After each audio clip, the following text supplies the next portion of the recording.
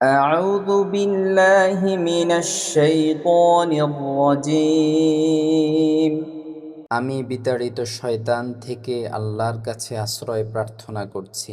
بسم الله الرحمن الرحيم পরম করুণাময় অসীম দয়ালু আল্লাহর নামে। تبت يدا أبي لهب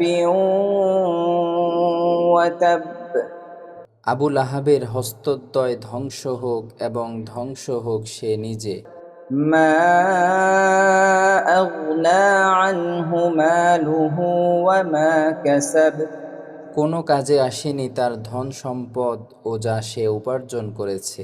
سيصلى نارا ذات لهب সত্তরই সে প্রবেশ করবে লেলিহান অগ্নিতে। وامرأته حمالة